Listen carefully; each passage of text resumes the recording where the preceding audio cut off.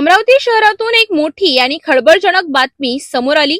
अमरावतीच्या Gadgenagar police station अंतर्गत येणाऱ्या नवसारी परिसरात नागपूरच्या DRI पथकाने मोठी कारवाई करत अंमली पदार्थांचा मोठा साठा जप्त केला। मिळालेल्या माहितीनुसार नवसारी परिसरातील एका ढाब्यावर ड्रग्सचे डीलिंग सुरू असतानाच पथकाने छापा टाकला। या कार्यवाहीत तब्बल 4 किलो 90 ग्रॅम MD ड्रग्ज जप्त करण्यात आले असून आंतरराष्ट्रीय बाजारपेठेत याची किंमत साधारणतः 7 कोटी 50 लाख रुपये इतकी आहे। ही कार्यवाही 2 दिवस चालली असून यात एकूण 4 आरोपींना ताब्यात घेण्यात आले। विशेष म्हणजे यातील 2 आरोपी स्थानिक अमरावतीचे आहेत तर 2 आरोपी मुंबईचे रहिवासी आहेत। हा ड्रग्सचा साठा मुंबईवरून अमरावतीमध्ये विक्रीसाठी आणल्याची प्राथमिक माहिती समोर आली आहे। नागपूरच्या पथकाने अमरावतीत येऊन ही कार्यवाही केल्यामुळे आता अमरावती शहर पोलिसांच्या गुप्तचर यंत्रणेवर मोठे प्रश्नचिन्ह उभे राहिले आहेत। शहरातील power house, travels, railway station किंवा कुरिअरच्या माध्यमातून हा माल येत असावा असा संशय व्यक्त केला जात आहे। या 4ही आरोपींना सोमवारी न्यायालयात हजर केले असता न्यायालयाने त्यांची रवानगी न्यायालयीन कोठडीत केली आहे। आता पोलीस या ड्रग्ज रॅकेटच्या मुळापर्यंत पोहोचणार का हे पाहणं महत्त्वाचं ठरणार आहे।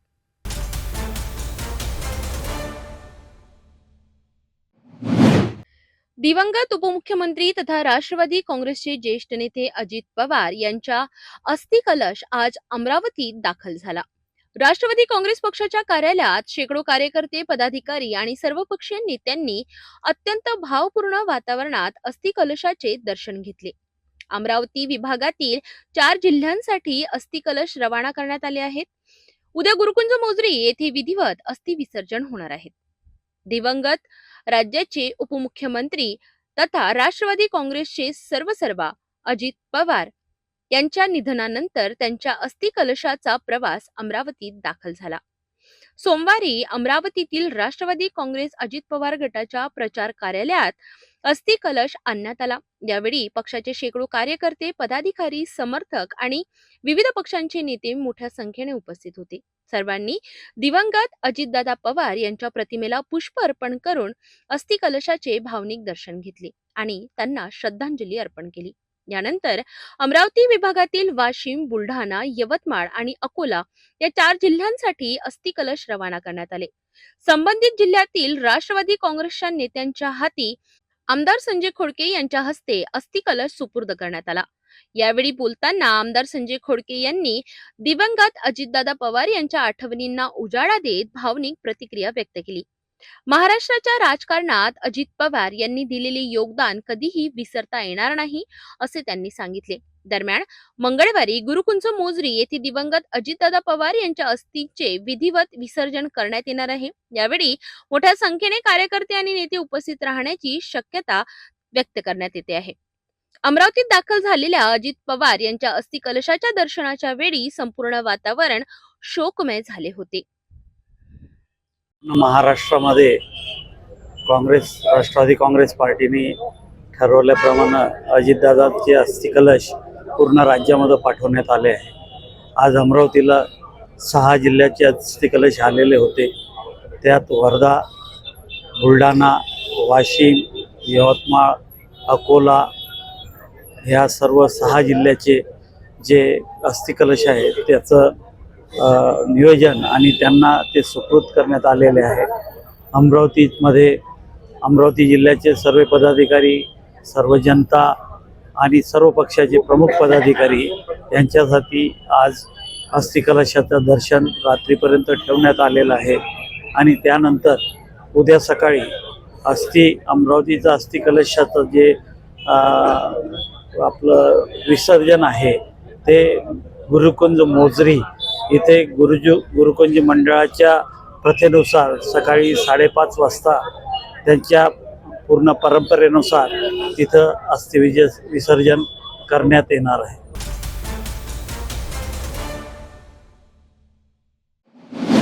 अमरावती महानगरपालिकेच्या राजकारणात आज एक ऐतिहासिक पर्व पाहायला मिळत आहे। स्थापनेपासून ते आजपर्यंतच्या 40 वर्षांचा प्रवास पाहता आता अमरावती महानगरपालिकेला पहिल्यांदाच सिंधी समाजाचा महापौर मिळणार आहे। महापौर आणि उपमहापौर पदासाठीच्या निवडणुकीपूर्वीच सत्ता स्थापनेचं गणित जवळपास स्पष्ट झालं असून भाजपच्या वतीने श्रीचंद तेजवानी यांच्या नावावर शिक्कामोर्तब झाला आहे. अमरावती महानगरपालिकेची स्थापना 15 ऑगस्ट 1983 रोजी करण्यात आली. तत्कालीन बडनेरा व अमरावती महानगरपालिका आणि 17 खेडी एकत्र करून ही महानगरपालिका अस्तित्वात आली. महानगरपालिकेच्या स्थापनेनंतरचा 1983 ते 1992 हा कालावधी पूर्णतः प्रशासकीय स्वरूपाचा होता. यानंतर लोकप्रतिनिधींचे शासन आल्यानंतर शहराच्या विकासाला मोठ्या प्रमाणात गती मिळाली. अमरावती महानगरपालिकेची पहिली सार्वत्रिक निवडणूक 1992 मध्ये झाली, तर दुसरी 1997 आणि तिसरी 2002 मध्ये बहुसदस्य वार्ड प्रणालीनुसार झाली, तर चौथी 2007 मध्ये पार पडली. 1992 साली अमरावती महानगरपालिकेला पहिले महापौर मिळाले ते देवीसिंग रामसिंह शेखावत.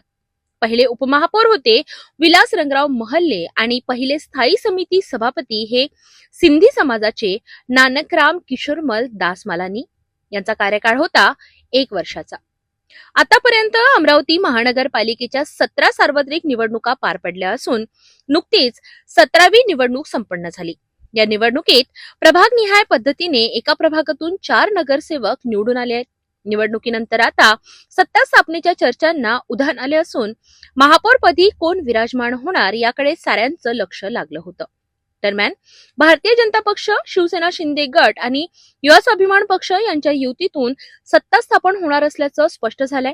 या युतीला राष्ट्रवादी काँग्रेस अजित पवार गट कडून बाह्य पाठिंबा असणार आहे. महत्वाचं म्हणजे महानगरपालिकेच्या इतिहासात पहिल्यांदाच सिंधी समाजाचा महापौर अमरावतीला मिळणार आहे.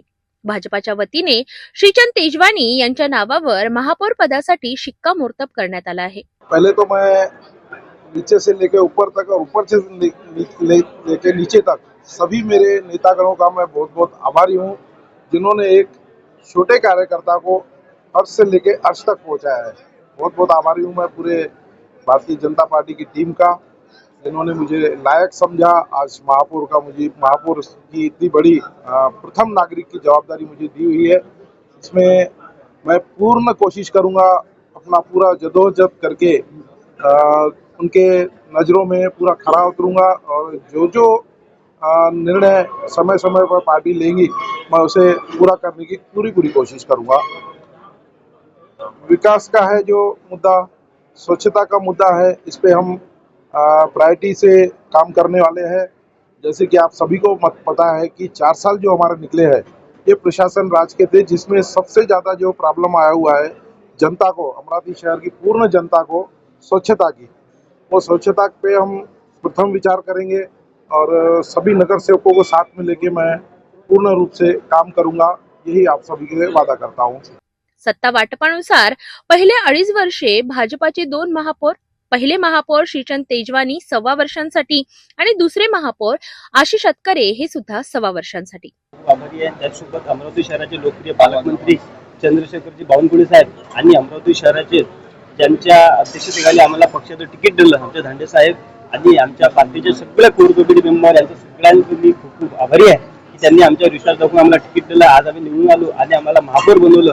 माझ्यासारख्या एखाद्या सामान्य कुटुंबातील पुराला आज ही संधी दिली त्याबद्दल मी सर्व भारतीय जनता पार्टीचं खूप खूप आभारी आहे. काय शहर विकासाचा काय अजेंडा तुमच्या समोर आहे? शहर विकासाचा आराखडा म्हणजे मागच्या 4 वर्षापासून अमरावती महानगरपालिकेमध्ये कोणी नगरसेवक नाही आणि या पूर्ण प्रशासकीय राजवटीमध्ये महानगरपालिकेचं पूर्ण बजेट कोलमडलेलं आहे. अशा परिस्थितीमध्ये या अमरावती शहरातील सर्व जे नागरिक आहेत यांच्या ज्या समस्या आहेत, रोड, नाली, रस्ते, प्राथमिक गरजा या पूर्णपणे मागे पडलेल्या आहेत. परंतु आता आमच्या माध्यमातून आम्हाला पार्टीने आमची जबाबदारी दिली आणि त्याच्या माध्यमातून त्यांचं संपूर्ण 100% पूर्ण काम करायला पाहिजे. तर उपमहापौर पदासाठी पहिल्या सत्रात सचिन भेंडे आणि दुसऱ्या सत्रात अजय जयस्वाल हे युवा स्वाभिमान पक्षाचे नगरसेवक असतील.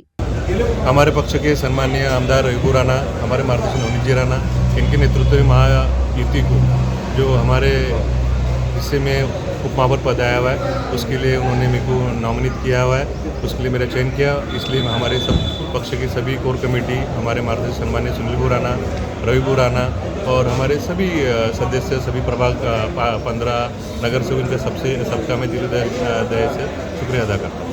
2.5 साल का कार्यकाल किस तरह से गया आप अगले टाइम में क्या युवा स्वामी को महापौर के पद में आने वाले 2.5 साल का उपमहापौर पद युवा स्वाभिमान पक्ष के हिस्से में आया हुआ है। त्यानंतरच्या 2.5 वर्षांच्या कार्यकाळात युवा स्वाभिमान पक्ष आणि राष्ट्रवादी अजित पवार गटाचा महापौर असण्याची शक्यता वर्तवली जात आहे। या सगळ्या निर्णयांवर शिक्कामोर्तब करणारी संयुक्त बैठक पार पडली।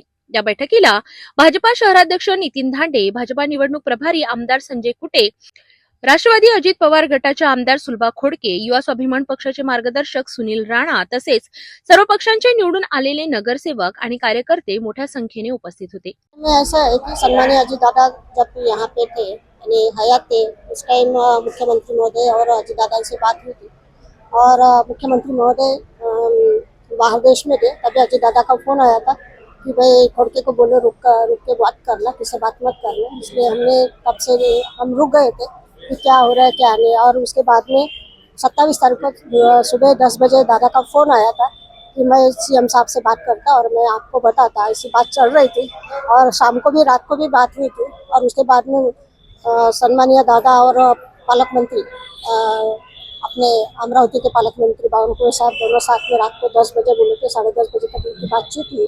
और दूसरे दिन साहब बॉम्बे गए और बॉम्बे खोड़के साहब बॉम्बे गए और बॉम्बे में उनकी बात होने वाली थी दादा के साथ में, लेकिन ऐसी दुर्घटना हो गई। तो इसके बाद में कुछ नहीं, ये 2-3 गए। अभी कुटे साहब का फ़ोन आया, पालक मंत्री महोदय का भी बावनकुळे साहब का भी फ़ोन आया और सीएम साहब भी खोड़के साहब से बात किया और उन्होंने बोला कि मेरे से दादा से बात हुई थी, इसके वजह से ये महापौर का इलेक्शन होने दो। इसके बाद में 2-3 दिन में अपन बैठ के जो निर्णय लेना है अपन बैठ के निर्णय लेंगे। या बैठकीत दिवंगत उपमुख्यमंत्री अजित पवार यांना श्रद्धांजली अर्पण करण्यात आली।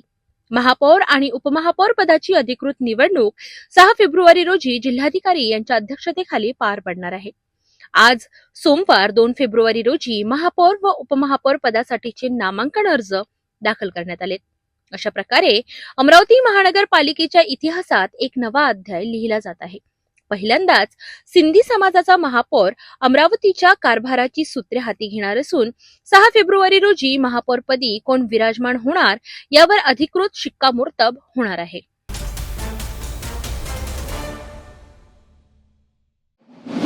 अमरावती महानगरपालिकेच्या महापौर आणि उपमहापौर निवडणुकीसाठी राजकीय वातावरण तापू लागलंय। नामांकन अर्ज दाखल करण्याचा आजचा शेवटचा दिवस असून उमेदवारी अर्ज दाखल होताच राजकीय हालचालींना वेग आला आहे।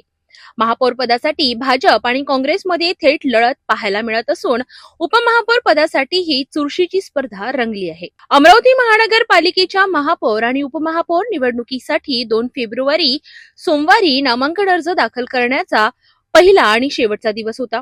या दिवशी महापौर पदासाठी आणि उपमहापौर पदासाठी एकूण 3 नामांकन अर्ज दाखल करण्यात आले। महापौर पदासाठी महायुतीकडून भाजपचे उमेदवार श्रीचंद तेजवानी यांनी 3 नामांकन अर्ज दाखल केले आहेत, तर काँग्रेसकडून नगरसेवक संजय शिरभाते यांनी उमेदवारी अर्ज दाखल करत निवडणूक रिंगणात उडी घेतली आहे। यामुळे महापौर पदासाठी भाजप विरुद्ध काँग्रेस अशी थेट लढत पाहायला मिळणार आहे।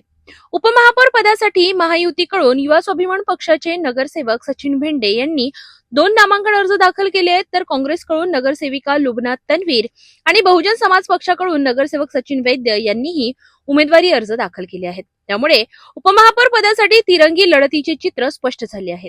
भारतीय जनता पक्ष, युवा स्वाभिमान पक्ष आणि शिंदे गटांची शिवसेना यांचा समावेश असलेल्या महायुतीकडे स्पष्ट संख्याबळ असल्याने महापौर पदासाठी भाजपचे श्रीचंद तेजवानी आणि उपमहापौर पदासाठी युवा स्वाभिमानचे सचिन भेंडे हे विजयाच्या दिशेने वाटचाल करत असल्याचे बोलले जात आहे। या महापौर उपमहापौर निवडणुकीसाठी राष्ट्रवादी काँग्रेस अजित पवार गटाच्या वतीने पाठिंबा जाहीर केला आहे। येणाऱ्या 6 फेब्रुवारी रोजी अमरावती महानगरपालिका प्रशासनातर्फे जिल्हाधिकारी आशिष एरेकर यांच्या उपस्थितीत महापौर आणि उपमहापौर पदासाठी मतदान प्रक्रिया पार पडणार आहे। अमरावती महानगरपालिकेच्या महापौर आणि उपमहापौर निवडणुकीकडे संपूर्ण शहराचं लक्ष लागलं आहे। 6 फेब्रुवारी रोजी होणाऱ्या मतदानातून शहराला नवे नेतृत्व मिळणार आहे।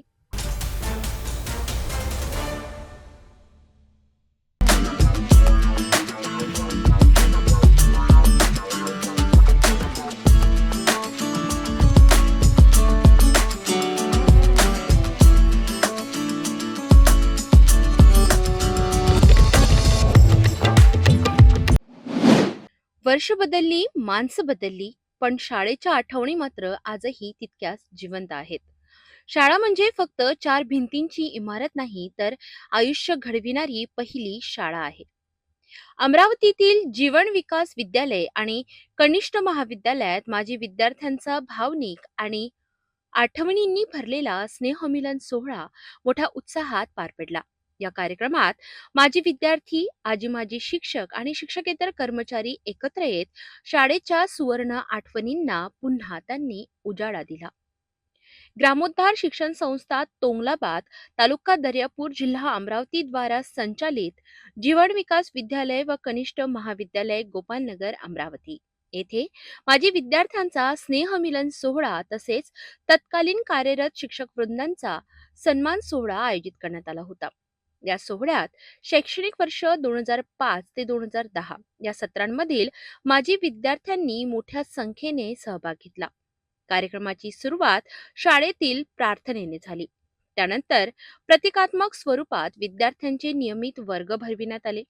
यावेळी तत्कालीन शिक्षकांनी विद्यार्थ्यांशी गप्पा गोष्टी करत जुन्या आठवणींना उजाळा दिला आणि विद्यार्थ्यांचे अनुभव जाणून घेतले. यानंतर दीप प्रज्वलन करून कार्यक्रमाची औपचारिक सुरुवात करण्यात आली. या प्रसंगी आजी माजी सर्व शिक्षक व शिक्षकेतर कर्मचाऱ्यांना माजी विद्यार्थ्यांच्या हस्ते शॉल व पुष्प देऊन सन्मानित करण्यात आले. काही माजी विद्यार्थ्यांनी महाविद्यालयाला पितळीची भव्य समई भेट दिली, तर काही विद्यार्थ्यांनी कार्यक्रमाच्या आयोजनासाठी आर्थिक आणि व्यवस्थात्मक स्वरूपात हातभार लावला. काही विद्यार्थ्यांनी तर कार्यक्रमासाठी स्वतंत्र हॉलचा संपूर्ण खर्च उचलला. या कार्यक्रमात शाळेचे मुख्याध्यापक मंगेश गावंडे यांना शिक्षण विभागाच्या वतीने आदर्श मुख्याध्यापक पुरस्काराने सन्मानित करण्यात आले. हा सन्मान माजी मुख्याध्यापक बोरखडे सर आणि कार्यक्रमाचे अध्यक्ष एकनाथराव गावंडे सर यांच्या हस्ते प्रदान करण्यात आला. यावेळी माजी विद्यार्थ्यांपैकी काहींनी आपल्या शिक्षकांसाठी अभिनंदनपर सन्मान चिन्ह देऊन कृतज्ञता व्यक्त केली. तर कार्यक्रमात शाळेच्या माजी विद्यार्थ्यांची स्वतंत्र समिती स्थापन करण्यात आली. या समितीतील सहभागी सदस्यांचा माजी मुख्याध्यापक बिजवे सर यांच्या हस्ते भेटवस्तू देऊन सन्मान करण्यात आला. तसेच शाळेतील माजी विद्यार्थी रोहन वासनिक याने कौन बनेगा करोडपती मराठी या लोकप्रिय स्पर्धेत सहभाग घेतल्याबद्दल त्याचाही विशेष सत्कार करण्यात आला. कार्यक्रमात माजी विद्यार्थ्यांनी स्वागत गीत सादर केले. शाळेतील विद्यार्थ्यांनी शाळा मराठी माझी शाळा मराठी या गीतावर सुंदर नृत्य सादर करून कार्यक्रमात रंगत आणली. यावेळी अनेक शिक्षकांनी मनोगत व्यक्त करत शाळेच्या आठवणी सांगितल्या, तर माजी विद्यार्थ्यांनीही आपल्या शालेय जीवनातील गोड क्षण शब्दात मांडले. स्नेहभोजनाचा आनंद घेतल्यानंतर विद्यार्थ्यांनी सांस्कृतिक कार्यक्रम सादर केले आणि पुन्हा भेटण्याचे व अशाच पद्धतीने स्नेहमिलन सोहळा आयोजित करण्याचे वचन देत कार्यक्रमाचा समारोप करण्यात आला. या कार्यक्रमाच्या यशस्वी आयोजनासाठी जीवन विकास विद्यालयाचे मुख्याध्यापक मंगेश गावंडे, शिक्षक ज्ञानेश्वर पातुर्डे, संध्या शिंदे, नीता चव्हाण यांनी तसेच माजी विद्यार्थ्यांमध्ये अमित टाके, उमेश एरोणे, सूरज बांबटकर, नितीन भटकर, मंगेश टपके या विद्यार्थ्यांनी विशेष परिश्रम घेतले. शाळेच्या आठवणी कधीच जुन्या होत नाहीत, त्या फक्त नव्या रूपात पुन्हा भेट देतात. जीवन विकास विद्यालयातील हा स्नेहमिलन सोहळा माजी विद्यार्थी आणि शिक्षकांमधील अतूट नातं पुन्हा एकदा अधोरेखित करणारा ठरला.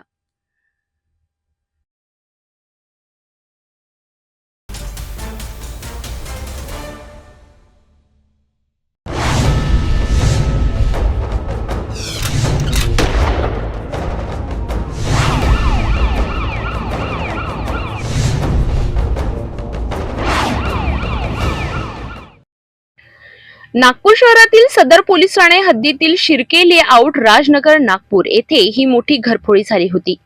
फिर्यादी बलजिंदर सिंग इंद्रजीत सिंग नय्यर वय वर्ष 56 हे कुटुंबासह कडमेश्वर येथे कार्यक्रमासाठी गेले असताना अज्ञात चोरट्याने घराच्या मागील बाजूने किचनमधील खिडकीच्या लोखंडी ग्रिल तोडून प्रवेश केला चोरट्यांनी आईच्या बेडरूम मधील लॉकर मधून 247 तोडे सोन्याचे व हिऱ्यांचे दागिने तसेच भावाच्या बेडरूम मधील पेट्रोल पंप व्यवसायाची 65 लाख रुपयांची रोकड रक्कम लंपास केली. या चोरीत एकूण 2,91,50,00,000 रुपयांचा मुद्देमाल चोरीला गेला होता.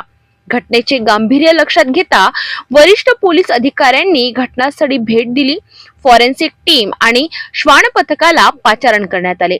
पोलीस आयुक्तांच्या आदेशानुसार तपासाची जबाबदारी गुन्हे शाखा युनिट क्रमांक 1 कडे देण्यात आली. 3 स्वतंत्र पथके तयार करून तांत्रिक तपास, सीसीटीव्ही फुटेज आणि रेकॉर्डवरील गुन्हेगारांची माहिती तपासण्यात आली. तपासात कुख्यात घरफोडी करणारा रजनीकांत चानोरे याचा सहभाग उघड झाला. आरोपी सतत ठिकाणे बदलत असल्याने पोलिसांनी दिल्ली, अहमदाबाद, मुंबई, पुणे येथे पथके रवाना केली. अखेर भोसरी, पिंपरी चिंचवड परिसरात सापळा रचून रजनीकांत केशव चानोरे वय वर्ष 25 आणि प्रताप गोपाल उरकुडे वय वर्ष 26 या 2 आरोपींना ताब्यात घेण्यात आले. आरोपींकडून 1,228 ग्रॅम सोन्याचे दागिने, 197 ग्रॅम हिऱ्याचे दागिने, 32,97,700 रुपये रोख इत्यादी असा एकूण 3,34,00,000 रुपयांचा मुद्देमाल जप्त करण्यात आला. मुख्य आरोपी हा सराईत गुन्हेगार असून नागपूर, भंडारा, चंद्रपूर आणि छत्तीसगड मध्ये मिळून 22 घरफोडींचे गुन्हे त्याच्यावर दाखल आहेत. आरोपींना न्यायालयाने 8 दिवसांची पोलीस कोठडी सुनावली असून पुढील तपास सुरू आहे.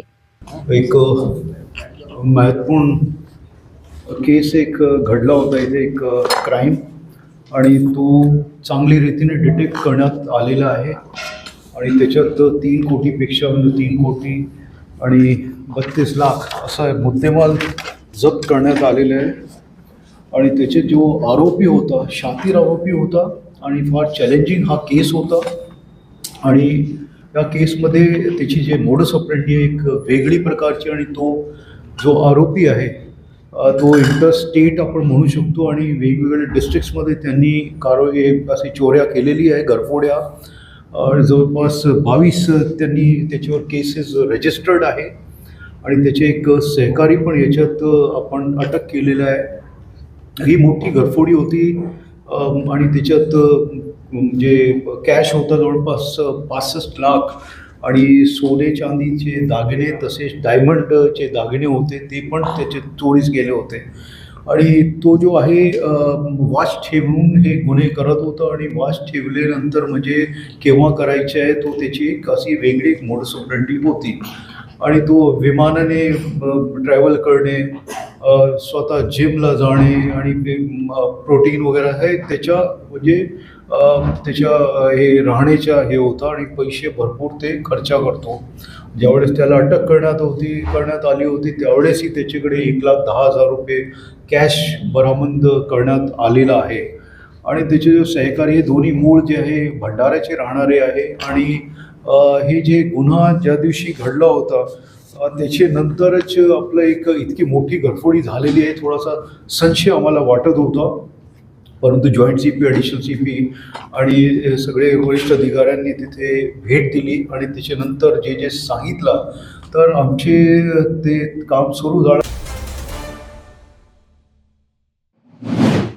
नागपूरच्या तहसील पोलीस ठाणे हद्दीत राहणारे फिर्यादी मोहम्मद अयाज कलिंग मोहम्मद सलीम अन्सारी वय वर्ष 30 राहणार अन्सारनगर यांची मदरशामध्ये शिक्षण घेत असताना साकीब अथर अन्सारी, साहेबराव अन्सारी वय वर्ष 26 राहणार योगी अरविंद नगर यांच्याशी ओळख झाली. या ओळखीचा फायदा घेत आरोपी साकीब अन्सारी याने फिर्यादीला सांगितले की त्याचा जुते चप्पलचा मोठा व्यापार असून जर 2 लाख रुपयांची गुंतवणूक केली तर दरमहा 35,000 रुपयांचा नफा मिळेल. आरोपीने फिर्यादीला आमिष दाखवून गुंतवणूक करण्यास प्रवृत्त केले. विश्वास संपादन करण्यासाठी सुरुवातीला दरमहा 35,000 रुपये नफा दिल्याचे भासवले आणि त्यामुळे फिर्यादीचा पूर्ण विश्वास बसला. यानंतर 31 ऑक्टोबर 2025 ते 31 जानेवारी 2026 या कालावधीत आरोपीने फिर्यादीकडून एकूण 6 लाख रुपये गुंतवणुकीसाठी घेतले. मात्र या रकमेवर कोणताही परतावा किंवा नफा फिर्यादीला देण्यात आला नाही. फिर्यादीने आरोपीला फोन करण्याचा प्रयत्न केला असता आरोपीचा मोबाईल बंद आढळून आला. यानंतर फिर्यादी आरोपीच्या घरी गेले असता आरोपी तेथे मिळून आला नाही. यावेळी येथे राहणाऱ्या आरोपीच्या मित्राने शमशाद अन्सारी उर्फ राजा वय वर्ष 36 याने फिर्यादीला सांगितले की आरोपीने त्यांच्याकडून सुद्धा पैसे घेऊन असाच फसवणुकीचा प्रकार केला आहे। या सर्व प्रकारात आरोपी साकीब अन्सारी याने फिर्यादीचा विश्वासघात करून 6 लाख रुपयांची आर्थिक फसवणूक केल्याचे स्पष्ट झाले। या प्रकरणी फिर्यादीच्या तक्रारीवरून तहसील पोलीस ठाण्यात फसवणुकीचा गुन्हा दाखल करण्यात आला असून पोलीस पुढील तपास करीत आहेत। आम्ही PSI शिवाजी अनिल उलमाले, नेमणूक पोलीस ठाणे कपिलनगर। दिनांक 30 जानेवारी 2026 रोजी आम्हाला मेयो हॉस्पिटल येथून एक MLC प्राप्त झाली। त्या MLC अन्वये आम्ही PSI सुप्रिया गजरे यांना बयान क्लिनिक आम्ही मेयो हॉस्पिटलला पाठवले। त्यामध्ये पीडिता यांनी सांगितले की आरोपी नामे सरफराज आसिफ फकीरा वय 24 वर्ष याच्यासोबत त्यांची आमला बैतूल मध्य प्रदेश येथे ओळख झाली होती। पीडिता या कपड्याच्या दुकानात काम करत होत्या व आरोपी पण तिथे किराणाच्या दुकानात रिश्तेदाराच्या दुकानात तिथे काम करत होता। तिथे त्यांची ओळखी झाली व त्यांची तिथे म्हणजे 1 वर्ष मैत्रीपूर्व संबंध होते। त्या संबंधातून त्यांनी 2025 मध्ये लग्न केले। ज्यावेळी आरोपीचं आणि पीडिताचं लग्न झालं तेव्हा त्या पीडिता या 16 वर्ष 10 महिने वर्षाच्या होत्या।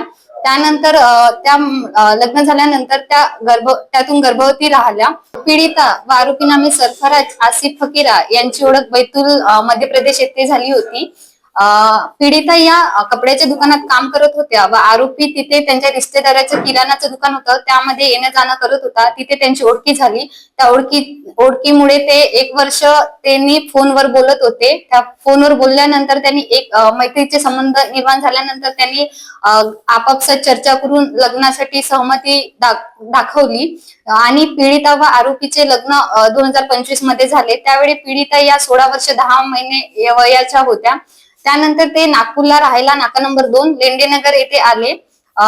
पीडिता या लग्न झाल्यानंतर गर्भवती राहिल्या। त्यामुळे त्यांची तब्येत खराब झाल्यामुळे मेयो हॉस्पिटल इथे ऍडमिट करण्यात आलं। त्यातून आम्हाला ही MLC प्राप्त झाली आहे आणि पोलीस ठाणे त्या MLC अन्वये पोलीस ठाणे कपिलनगर येथे अपराध दाखल करण्यात आला आहे। अपराध क्रमांक 44/2026 कलम 64 भारतीय न्याय संहिता सहकलम 4, 6, 8 पोक्सो व सहकलम 9 बाल विवाह प्रतिबंध अधिनियम 2006 अन्वये सदरचा गुन्हा दाखल करण्यात आला आहे। पीडिता या अद्याप मेयो हॉस्पिटल मध्ये ऍडमिट आहे व आम्ही आरोपीचा शोध घेणं सुरू आहे। सदरची कारवाई ही रिस्पेक्टेड CP सर तसेच झोन क्रमांक 6 DCP सर, ACP जरीपटका विभाग ACP सर तसेच पोलीस ठाणे कपिलनगर येथील वरिष्ठ पोलीस निरीक्षक तसेच पोलीस ठाणे कपिलनगर येथील टीम यांच्या मार्फतीने ही कारवाई करण्यात आली आहे।